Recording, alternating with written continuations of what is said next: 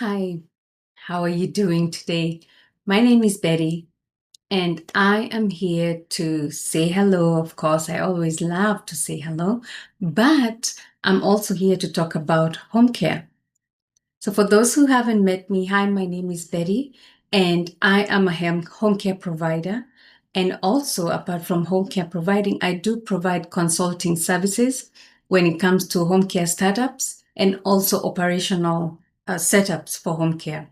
So, if this is something that you feel that you need help with, I am here for you. You're welcome to let me know and I can help you. So, today, I'm going to talk about a topic that somebody asked the other day. One of the people that watched um, my video on niching down. So if you haven't watched it, go and watch it. But someone asked me a question, and which I thought maybe that I should be able to come on here and just let's define home care for you. So the one is home care versus home health. Okay. So, depending on which state you are in, they might call it differently, but most states generally, in home care is where you go to the homes, also home health. So, I'm going to just tell you the difference just to make it easy for you to just break it down. If you're talking about home care, then you're talking about non-medical care. Okay, non-medical. That means we are not giving any medications, we're not doing any injecting, there's no nurse going in there. It's non-medical. And then for home health, that's where you find the clinical teams going in there. So let's talk about home health, and then we're going to come and talk about home care. So in home health, the setting is clinical. Also, their rules are very different from in-home care. Like if you look at the way home health is set up, is different from in-home care. The home health sector, they have the nurses, they have the PT, they have the OT, they have in some cases, depending on what kind of home care it is, they might have also very advanced types of professionals in there too. I have seen in the recent days where nurse practitioners will open a home health, sorry, and then they go in and get PT, OT, and ST. ST is speech therapy, all those people working in there. Okay. So PT for those people who may not be aware. And, and that's another thing, like people in healthcare, we're used to just talking in abbreviations. Okay. So I'm so sorry. But PT is physical therapy, OT is occupational therapy, ST is speech therapy, and RT is respiratory therapy. Okay. There are other professionals too that can be found in the home health setting. That is like the CNAs. The CNAs go in there to support with, ADLs. It could be two to three times a week, depending on how much has been approved by Medicare or Medicaid, if that organization is taking Medicaid. Okay. So, and then there are things, that they do, like, with the home health, they might do things like, maybe also administer medication. That one they have to do because they have a nurse. So the nurse will come and arrange the medications, according to what the doctor has prescribed. And then after that, they also go in and also they can administer that medication. Sometimes, depending on what kind of home health it is, if they are specialized in diabetes, they have their own protocols that they follow, the nurses, the clinical part of it, right? So it's a lot of nursing stuff, a lot of physical therapy, because the doctor might order physical therapy at home or occupational therapy at home or speech therapy at home. So those are very heavy functional things that go with the home health. So always remember the difference. With the home health, there's a clinical team. With a home care, there's no clinical team. But I'm going to come to that. Okay. There's no clinical team needed to do the work. However, okay. Remember that. Okay. I'll come back to that. So always remember that home health. And then also when you look at the functions of the office, like the way the operations has been set up, the way they do things is a little bit different. And they must have a director of nursing in there. They must have different protocols because they can take what do you call this, Medicare. Okay. Now the other thing is Medicare does not cover home care. Okay, so those are things you have to, if you see someone saying they have Medicare in their organization, like the traditional Medicare, that is a skilled organization. The agency is a skilled agency, okay? So now, let's talk about home care. Home care is the one that I talk about. When I come here, I talk about home care, okay? So when I come here, when I talk about home care services, right, I'm talking about, non-medical services, okay? Non-medical services. Example of non-medical services can be like homemaker services.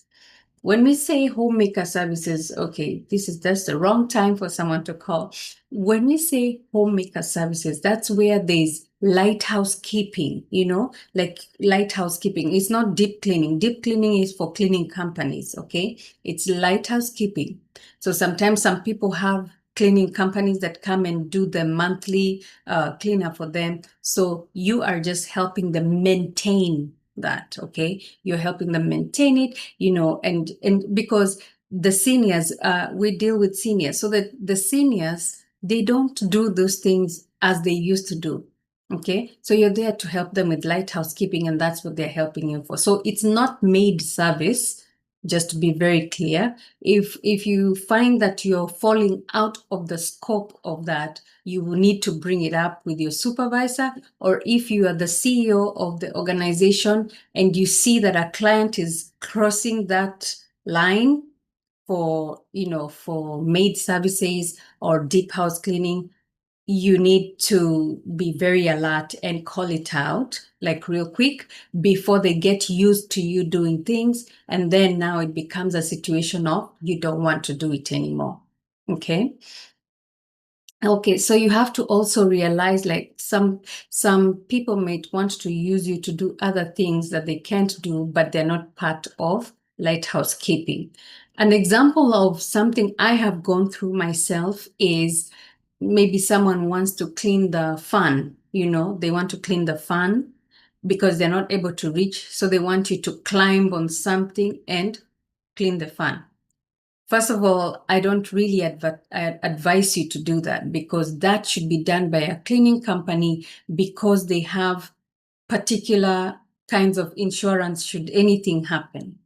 So now, when you climb up there, for example, and you don't have workers' comp and you fall and get hurt, that is another situation, because that client will not pay for that. It's going to be on the company, okay? So you really have to be very clear. Like for me, for example, for my agency, nobody climbs up there to clean anything. They don't do that. We don't, uh, we actually, even during the assessment, we let them know that there'll be no climbing. There'll be no climbing outside for cleaning, because some people still don't understand what lighthouse keeping is. So you really have to make sure that you are educating yourself to understand what lighthouse keeping is. I'm very passionate about that lighthouse keeping, because I have seen so many agencies not being able to come back from a mess they created. And that is the same thing I also went through too. So not being able to come back from a mess that you created because you gave way too much. There's nothing wrong with giving much, but way too much can also make you cross the line, because I experienced that myself. So I experienced it. And at the end of the day, I started realizing, oh my goodness, I am in the wrong edge, because now I've gone to maid services now, and we're not a maid service. But if it's something that you want to offer, you could always offer it. Soon I'm going to have a video of how you can be able to offer extras, extra things to your clients so that you can keep them and they can enjoy you. Because you can be doing lighthouse keeping, but you tell them on this week, every fourth week of the month, we're not going to perform lighthouse keeping. We're going to perform, like a deep cleaning, but the price for that is different, all those things. So those are things that you can learn. Now, those are things that you can learn, but how are you going to learn them? I want to invite you to join me in my private community. I'm going to put the link on here for you.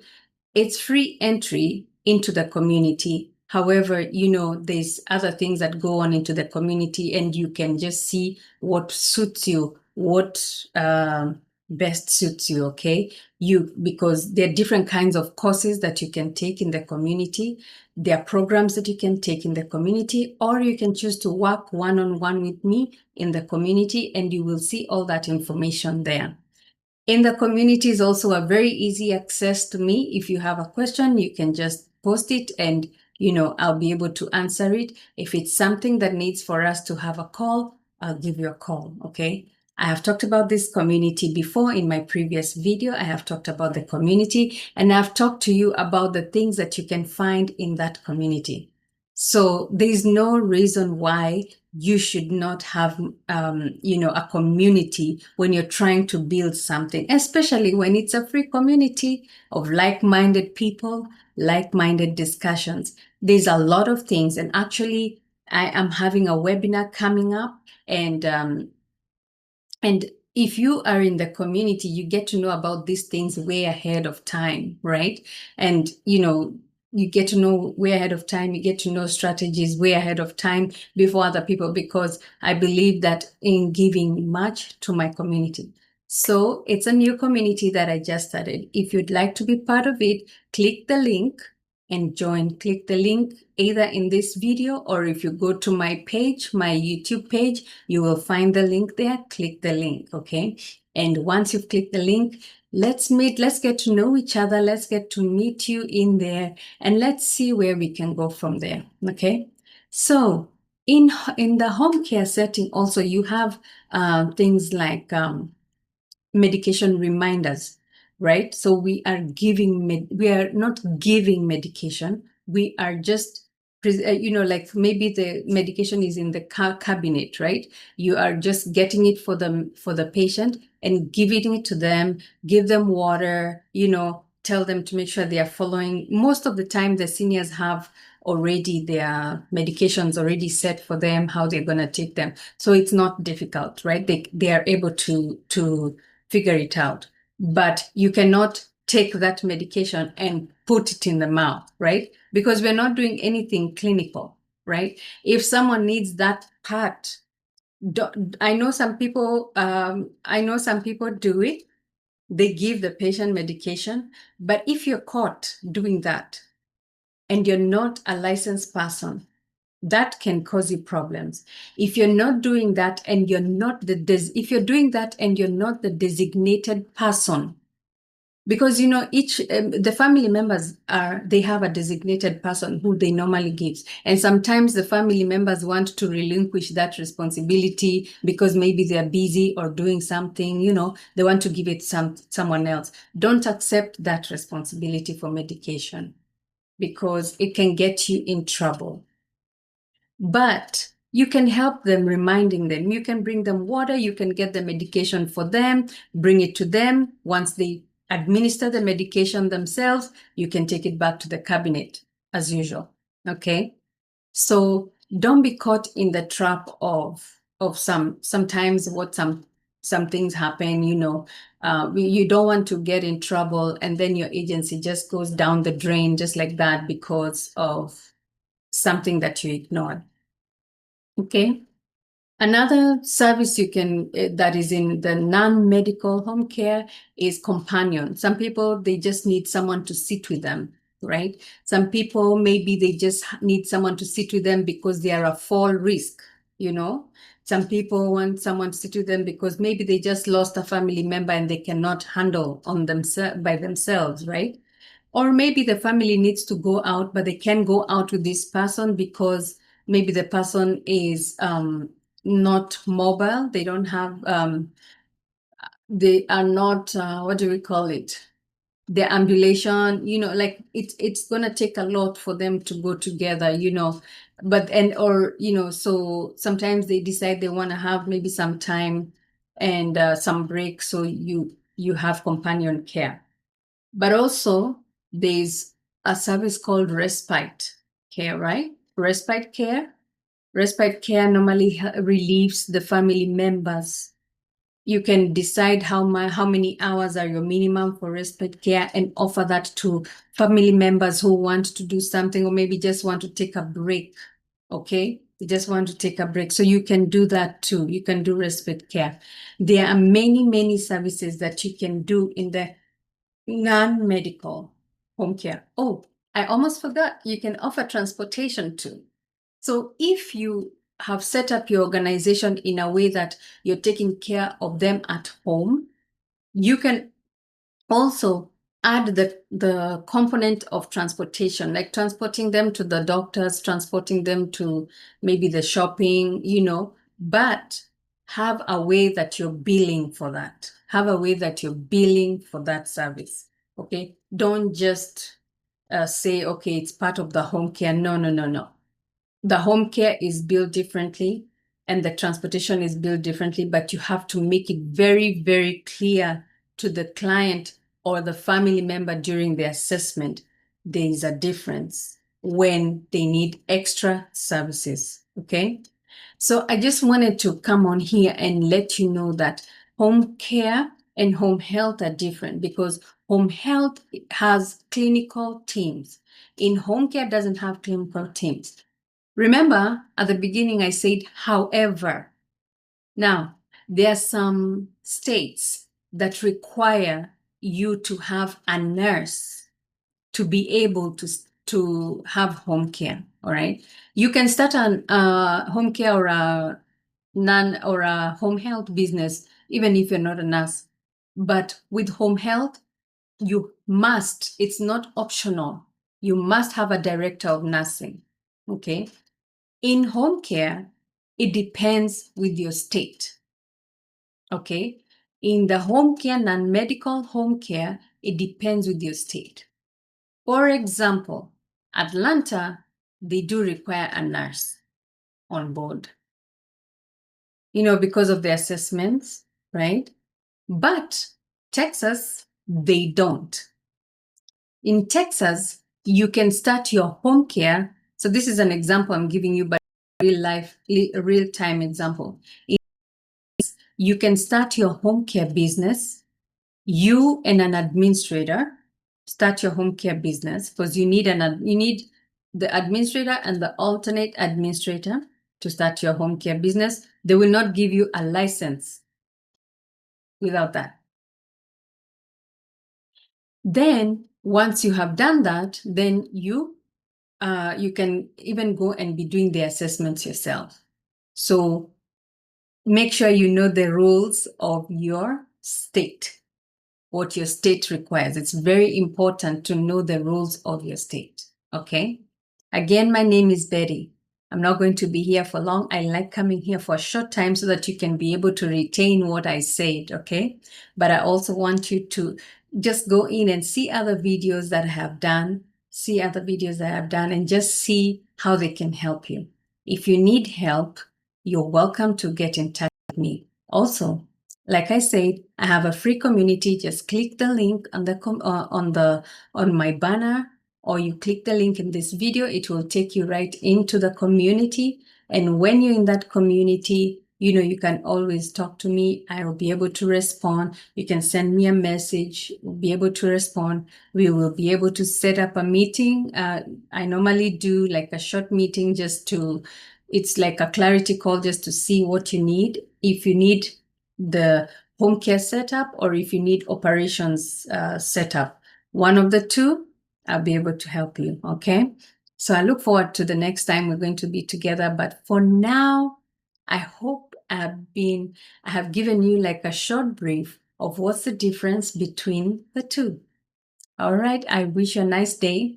Let me know if you need anything. I'm always here for you. Don't forget to subscribe and hit the notification button. Bye.